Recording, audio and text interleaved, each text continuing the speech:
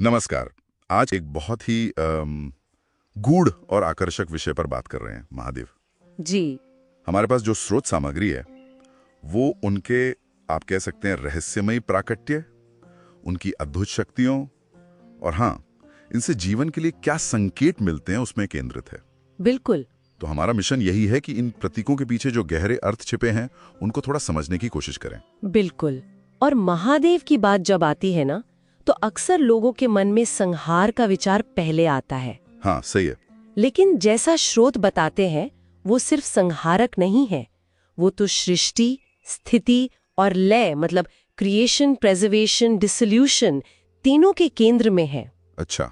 और सबसे मौलिक बात जो मुझे लगती है वो है उनका स्वयंभू होना, अनादि अनंत, जिनका न कोई आरंभ है न अंत। ये विचार ही अपने आप में कितना गहरा है ना, कि कोई शक्ति शुरुआत और अंत के परे है। हाँ, ये अजन्मा या स्वयं प्रकट होने का विचार ये वाकई सोचने पे मजबूर करता है। कई पौराणिक कथाएं भी हैं इसके बारे में। जी बिल्कुल। जैसे वो ब्रह्मा और विष्णु के अहंकार को तोड़ने के लिए अनंत ज्योतिर्लिंग का प्रकट होना, इसका क्या मतलब, खास मतलब क्या निकलता है? हाँ, देखिए, ये कथाएं, इनको अगर हम अक्षरशः लें तो शायद बात पूरी ना हो। ये ज्यादातर प्रतीकात्मक है। अच्छा। जैसे ज्योतिर्लिंग का अनंत होना, ये क्या दिखाता है? ये दिखाता है कि परम चेतना या परम सत्य वो किसी एक रूप या हमारी समझ में सीमित नहीं है। ये सीधे सीधे हमारे अहंकार को चुनौती देता है कि हम सब कुछ जान सकते हैं या माप सकते हैं।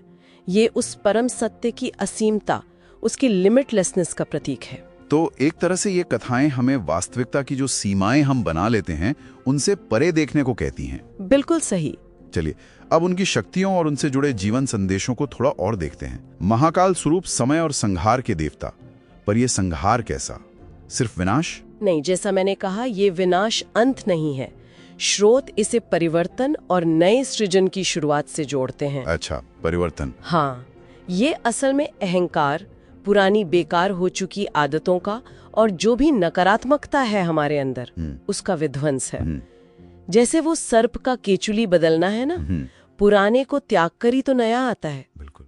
ये एक सतत, मतलब एक कंटिन्यूअस प्रोसेस है, जीवन का हिस्सा। ये तो बहुत दिलचस्प बात है। मतलब महाकाल हमें याद दिलाते हैं कि हमें भी अपने जीवन में जो निरर्थक हो गया है उसे छोड़ने की हिम्मत रखनी चाहिए। बिल्कुल। ताकि नया कुछ पनप सके। सही। और फिर है उनका नीलकंठ स्वरूप, वो विष पीने वाली कथा। हाँ, समुद्र मंथन की कथा। इसका भी बड़ा गहरा संदेश है। क्या संदेश है? संदेश ये है कि जीवन में जो कड़वाहट आती है, जो नकारात्मकता या चुनौतियां आती हैं, उनको बाहर फेंकने या दूसरों पर डालने के बजाय उन्हें खुद में समाहित करने, पचाने और बदलने की क्षमता विकसित करना। ये एक तरह से समाज के कल्याण के लिए व्यक्तिगत त्याग भी है और आंतरिक संतुलन बनाए रखने की प्रेरणा भी। सही में यह आसान नहीं है, पर शायद जरूरी है। हाँ, आज के दौर में तो ये बहुत ही प्रासंगिक लगता है, जहाँ नकारात्मकता फैलाना कितना आसान है, पर उसे संभालना वो मुश्किल है। बिल्कुल। और इसी आंतरिक संतुलन से शायद आदियोगी स्वरूप जुड़ता है, योग के जनक। निश्चित रूप से। आदियोगी मतलब योग के स्रोत, ध्यान के परम गुरु। स्रोत यही बताते हैं कि बाहरी दुनिया की जो समस्याएं हमें दिखती है ना, उनका असली हल भीतर ही है, अंदर। हाँ, मन पर नियंत्रण, आत्म जागरूकता, चेतना का विस्तार, यही वो रास्ता है जिससे हम जीवन की उलझनों को असल में सुलझा सकते हैं। और महादेव का व्यक्तित्व भी तो कितना विरोधाभासों से भरा लगता है। वो तपस्वी भी हैं, गृहस्थ भी, शांत भी हैं और रुद्र यानी उग्र भी। हाँ। और अर्धनारीश्वर रूप में पुरुष और प्रकृति का संतुलन, इसका क्या संकेत समझना चाहिए? इसका संकेत है जीवन की समग्रता को, टोटलिटी को स्वीकारना।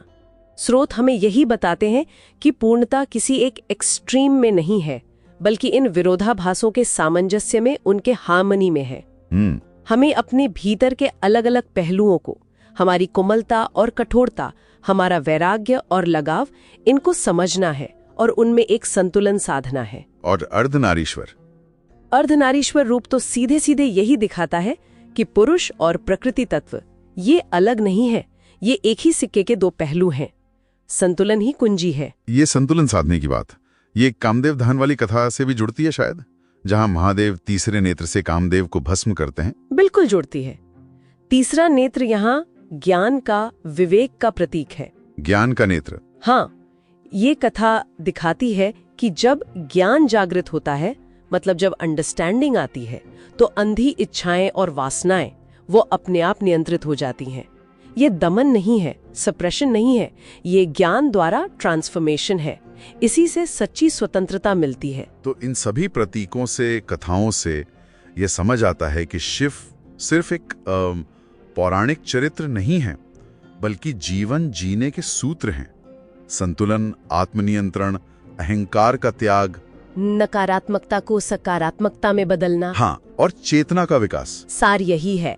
स्रोत हमें यही दिखाते हैं कि महादेव के विभिन्न रूप और कथाएं हमें अपनी ही जीवन के गहरे रहस्यों को समझने में मदद करती हैं। और उनकी वो आशुतोष प्रकृति है ना, कि वो सरलता से प्रसन्न हो जाते हैं, वो भी यही याद दिलाती है कि अंततः सच्ची श्रद्धा और सरलता ही मायने रखती है, बाहरी दिखावा या आडंबर नहीं। तो इस डीप डाइव का सार हम ये कह सकते हैं कि महादेव के प्रतीक हमें जीवन की जटिलताओं को स्वीकारने और उनमें संतुलन खोजने की राह दिखाते हैं। बिल्कुल। और एक अंतिम विचार शायद हम श्रोताओं के लिए छोड़ सकते हैं। जरूर। महादेव का ये विरोधाभासी रूप कि वो संहारक भी हैं और कल्याणकारी भी, योगी भी हैं और गृहस्थ भी, ये हमें अपने भीतर के द्वंद्वों को देखने के लिए प्रेरित करता है ना? हाँ, बिल्कुल। तो क्या हम अपनी आंतरिक उग्रता, अपने अंदर के रुद्र को पहचान कर उसे समझदारी और करुणा यानी शिव में बदल सकते हैं? क्या हम अपने जीवन के अलग अलग जो विपरीत लगने वाले हिस्से हैं उन्हें एक सामंजस्यपूर्ण, एक हार्मोनियस तस्वीर में ढाल सकते हैं? ये सोचने वाली बात है।